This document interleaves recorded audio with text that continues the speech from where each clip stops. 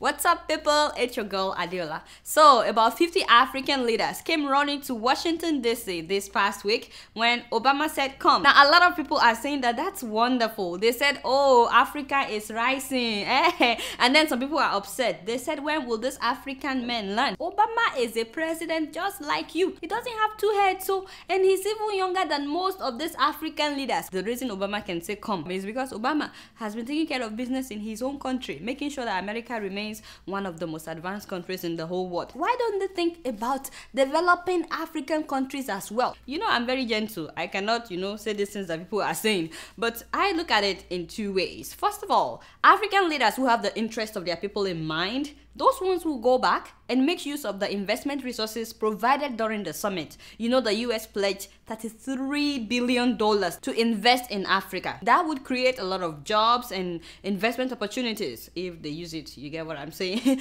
Now, my other way of looking at it is that most of these African leaders, they don't care about their people and they will not do anything tangible for their people, even if Obama invites them every month. As a matter of fact, the $33 billion promised by the US is just another opportunity for many of these leaders to steal more money. We know that they have more than $33 billion in their Swiss account. No be so, as of 2010, Nigeria alone has laundered more than $500 billion.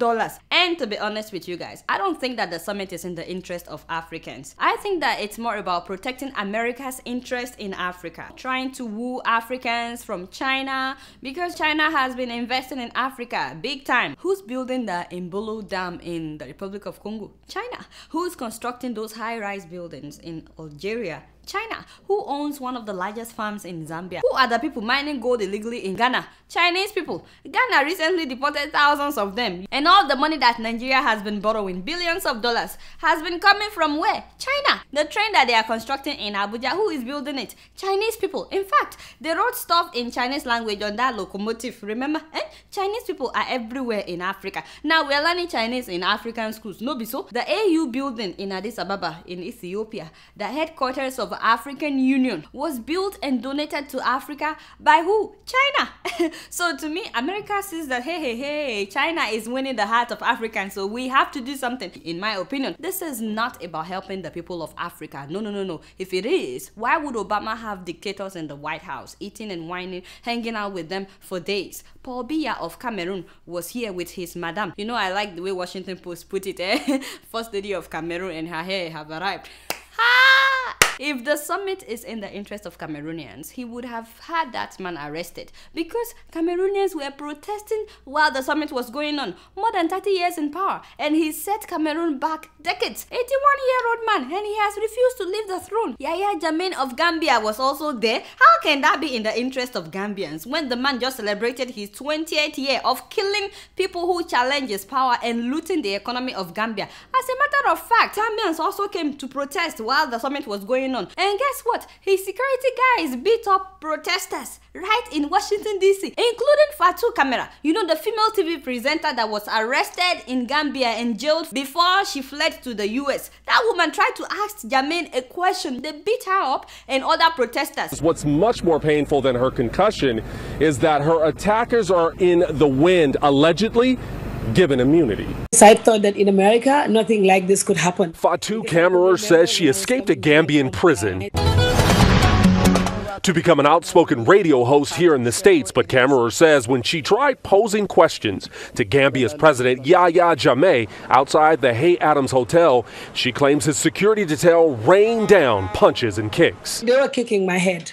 Gambian exiles say Jammeh's Principal Protection Team, or the PPO, were ruthless. He hit me. He had a brace knuckle on his hand. I saw it. Exiles say Jammeh is a dictator who's ruled the nation for 2 decades with an iron fist, and that Camara is exposing his deeds here in the States. The president's motorcade just came up, and just in a split second, they all ran out. They were after the journalist. Her name is Fatou Camara. ABC 7 cameras were rolling, capturing this attack by protesters Tuesday.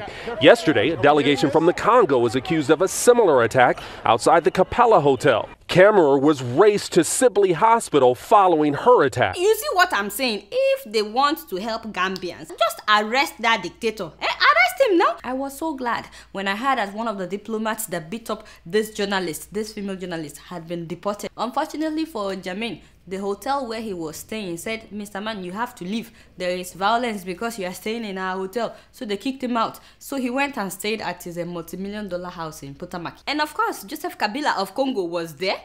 You know, this man has stolen more than $5 billion that was meant for the development of his country. He ran a child army for his father before he became president. And he has ordered the death of so many activists. More than 5.4 million Congolese people have died. Many of them are now living in other countries. Shouldn't he be arrested if the summit is for the benefit of Congolese people? His security guys also beat up Congolese protesters in Washington, D.C. You know, Congolese people came to protest. This is one of the protesters that was beat up.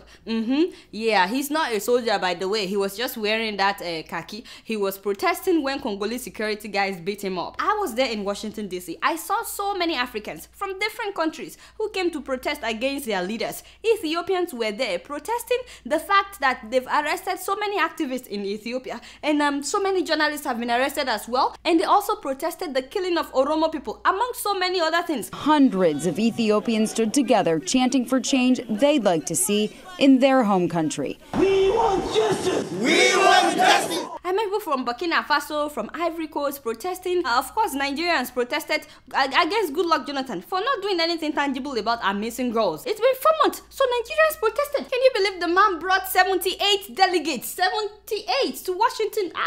Wait, what happened? My Oga, where is Madam Patience now? Not only you waka come. That is God, do. Anyway, why do you think that everybody is interested in Africa? You can Google it. Africa is the richest continent. When it comes to natural resources, mineral resources, every kind of resource you can think of is in Africa. There is no African country that does not have multiple natural resources. None. But of course, all our leaders see is the oil because it is quick money, so they refuse to develop our other resources. Do you know that we have gold in many Nigerian states? There is gold in Ogun State, Abia, Bauchi, Ebonyi, Kaduna, Kebbi, Oyo State, Kwara State, and so on and so forth. That is just the gold though. We have coal, bauxite, zinc, cotton, gemstone, limestone, coal, clay, iron ore, marble, and so on and so forth. That is not even half of the natural resources that Nigeria has, besides the oil. As I'm speaking to you, foreigners are in Nigeria. Chinese people are there. Lebanese people, Germans, Indians, Americans, Europeans digging out resources out of Nigeria, bribing our officials, using Nigerians as slave laborers. Go and see them packed inside those big trucks by Julius Berger in Abuja. Nobody is saying anything. Using us as slaves in our own country and polluting our land. They take oil from Nigeria. They never have to queue for oil in their own countries. Not only do we queue for oil in our own country, we produce oil, but we have to pay ridiculous amounts just to buy oil. I mean, don't even get me started. That is just Nigeria. Do you want me to tell you about the Congo? The Congo is one of the world's richest countries when it comes to natural resources. One of the world's richest. You know, the Great Congo River, which is the most powerful river in all of Africa. That river alone can generate electricity for all households in sub-Sahara Africa. We're talking about 50 countries. Yebo. More than 5.4 million people have been killed as of 2008. They keep sponsoring the war while they continue to take out resources out of Congo. You know coltan, which Western countries and Asian countries use to make cell phones and laptops, is from Congo. Ideally, you know Congo should be the center of cell phones and laptop manufacture in the whole world. Call it the world. Have you ever heard about African-made cell phone or laptops that were made in Africa? Made in Nigeria laptop, made in Congo cell phone. In fact, I know some of you that will not buy it if they say made in Nigeria. It's very sad. Look at the common people who are suffering day and night. As far back as I can remember, the richest continent when it comes to natural resources has remained the poorest continent despite all the foreign aid. So when would they realize that there is no free help? Someone doesn't just pledge to give you $33 billion without expecting something of more value in return. I mean, I'm not saying that we should not collaborate with the US, but I'm saying that the solution to poverty in Africa is not in collecting more aid, it is in developing what we have, which means that we would have to build structures like good roads, electricity, water, better hospitals, you know, if we want to really develop our resources. Nigerian president spent days in DC driving on good roads. He noticed that they did not use generator to power that summit. And you know, this is not his first time in the US. In fact, he travels out every 2 weeks. Yet, our roads are filled with potholes. We still don't have stable electricity. Some of you are watching watching me with generator if you are watching from Nigeria. So how am I supposed to believe that his coming to DC last week would now change the lives of common people in Nigeria? Huh? Seriously? If the US is really trying to help Africans, they should start by shaming those leaders who do not care about their people, not by inviting them to the White House. Many of them are criminals, vagabonds, embezzlers. Huh? By now, you guys can tell that I don't know anything. Guess what? I'm just keeping it real. So Ebola continues.